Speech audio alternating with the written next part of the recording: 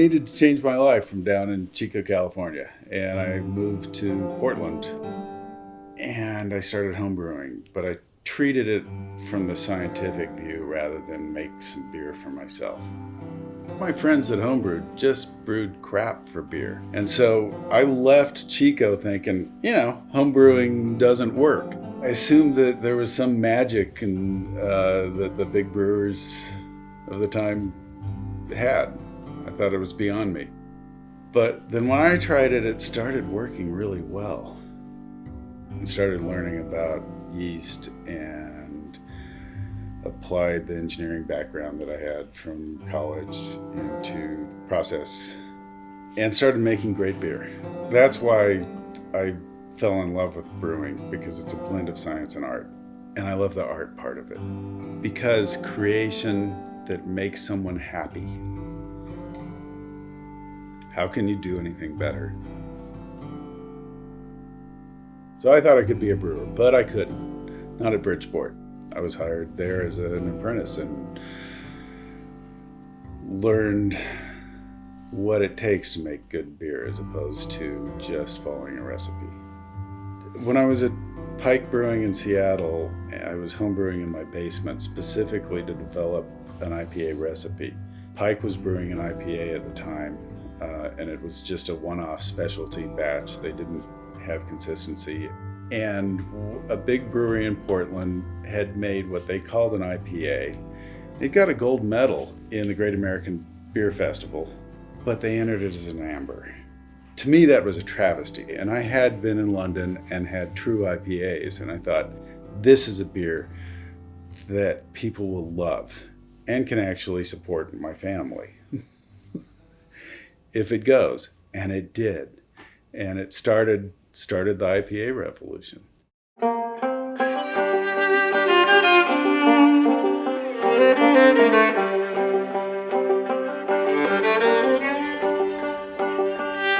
Enterprise was picked as a location by Steve Carper and Dean Duquette in 1997. I looked at 13 different towns. I first looked at Joseph, but the water wasn't good. There was a couple other sites in Alaska. Homer would have probably been a better business model, but we couldn't afford it. One in Montana. Flagstaff was the farthest east. Terrebonne, that was third choice. I think there's a brewery there now. Cannon Beach and Bandon. We did not look at any towns in Washington because at the time, kids weren't allowed in pubs, and I wanted a small town to raise my two girls. So Enterprise got it. We're located in this upper part of eastern Oregon, which people don't really know too much about. Portland's 320 miles to our west, but you have to go through 15, 20 miles of canyon twice just to get on the interstate. In a car, it's 5.5 hours if you're not obeying the traffic laws. 70 miles from Lewiston, Idaho. We're about 2 hours from Wallowa, Washington. Our eastern boundary is the Snake River in Hell's Canyon, which is the deepest canyon in America. Isolation tends to have connotations of a negative vibe, right? But for us here, it almost binds us together. There's a hardiness here. We have this incredible water source here that's just natural to our area because of the way our watersheds work. You go to some other brewery and they're going to tell you their water's the best, but our water is special here. The water comes through a granite aquifer from snowmelt. But it goes down into the dirt, down into the rocks, and it marinates in the seafloor. Into the municipal water. It's just wonderful.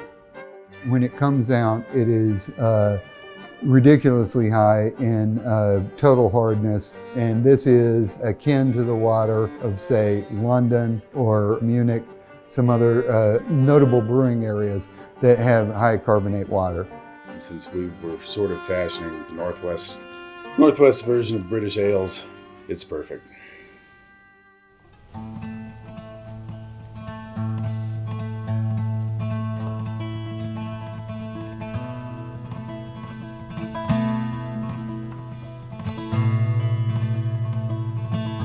So there were three buildings. There was the Coleman House, which had been moved from Boise. Still had push-button lights, but it was USDA approved for a custom meat processing plant. So it had a nice floor and floor drains. And then we built the original brewing building, and it was just a rectangle. We had to just keep connecting things, and it sort of grew like a fungus almost. Steve would weld the tank together, and then Dean would crawl inside with a grinder and polish the welds. I always thought it was like on the Bugs Bunny cartoon where he puts the garbage can over the guy and beats it with a stick. We were capable of welding our own stuff together and making the beer happen. We built all of our own tanks and managed to do it on a budget. We both sold a house to help finance the brewery. There were a lot of brewery failures at that point. There was actually at least 1 or 2 years where there were more closings in the mid-90s than there were openings. Capacity outstripped demand dramatically with the big expansion at Woodmere, the big expansion at Deschutes, the big expansion at Portland and Bridgeport. There was more beer than people really wanted, and the little guys that were starting to brew beer, they just couldn't sell much. But they weren't brewing IPA or full flavored beers. And so that's what we did. When I decided that IPA was the beer to brew, I started developing a recipe. So I brewed 13 batches, and it wasn't to drink as much as to taste. I think I brewed like 3 quarts at a time to get the recipe right. It was my thought that there had to be a middle ground between a barley wine style, super over the top style beer made in the United States, like Hair of the Dog, and an amber. We got our license to open the pub and the license to brew from the feds before we got the license from Oregon to sell beer. So we gave away 20-ounce samples for the first few days. The public here, the people, loved the beer and they loved the pub. We thought we were going to be selling beer locally. The only place we could sell locally was in our own pub. A lot of the businesses considered us competition, so we struggled actually. That's why we initially went to Portland. My understanding is that he wanted to keep this place, to be a smaller kind of pub style brewery, make great beer and enjoy the yard and have people here that wanted to drink his beer. It sort of just took off. They brought like 8 kegs of it to Portland, and they basically blew that beer up. Nobody was making beers like the TGIPA. There was sort of an explosion of keg sales. People loved it. It went from 12 bars going through a keg a week to 30 bars selling 3 kegs a week, and we had to keep up. They went from making like 8 kegs at a time to huge batches. We'd have to go to Portland twice a week with my Bronco trailer. People couldn't get enough. It was on every tap list in the city of Portland. We were actually brewing sometimes 30 times a week. I think the record was 37. We were working a lot. It was hoppy and big and bold, and you knew when you drank a pint that you were drinking a 6.7% beer. When they would put it up against other beers in pubs or taverns or restaurants, it kicked ass. Best of the Fest at OBF, it was on the top 10 beers in the city of Portland and then the state of Oregon, and it's still regarded as one of the most influential beers to sort of grace the Portland market. Once they tried our beer, without marketing, without advertising, once they tried it, they'd not only get a second pint, they'd tell their friends about it. And that's how we built the business, is paying attention to the beer and making classic styles.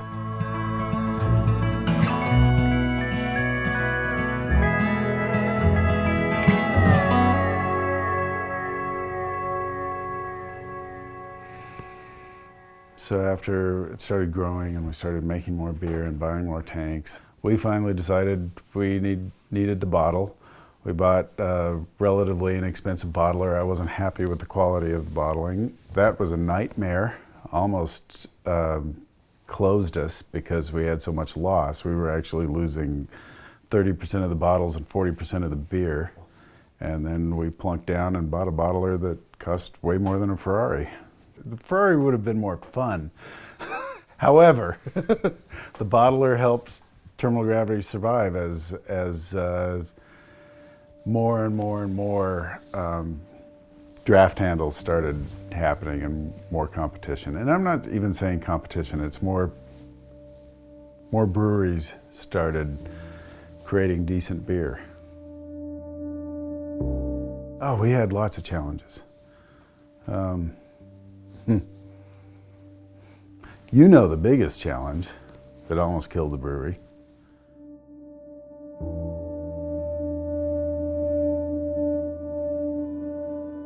It was my daughter dying in a rafting accident. You know, it almost killed the brewery.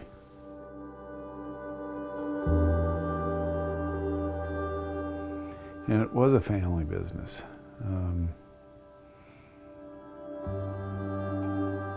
Part of the reason I wanted to raise a family in a small town with mountains and recreational things was to do those things, and we went on a family rafting trip that went wildly wrong.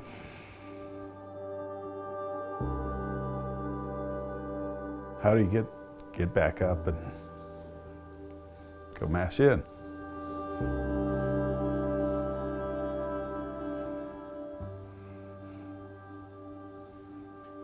But the beer and the brewery survived.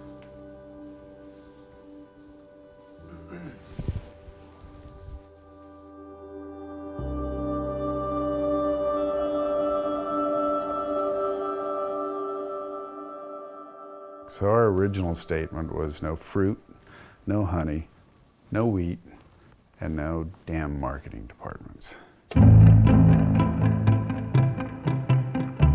What happened after a large success is I think that Terminal Gravity got a bit of an ego.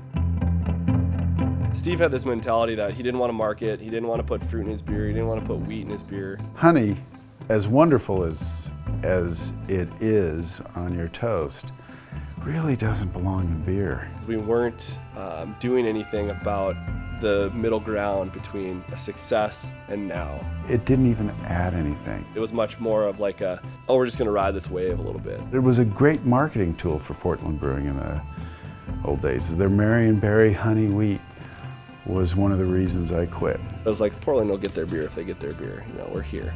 I think that is probably the thing that led to our, I don't want to say downturn, but it definitely slowed us a little bit. Some of the larger craft breweries that started in the late 80s and early 90s, like Widmer, they all brew full flavored beers now because they're popular. That was sort of the mentality of, I think, the early days of TG after the success. Kevin was the first hire I had when I was taking over, and I hadn't taken over the business yet, but I hired him, and Steve walked in and he looks at him and he talked to him, he goes, "I'd never hire you."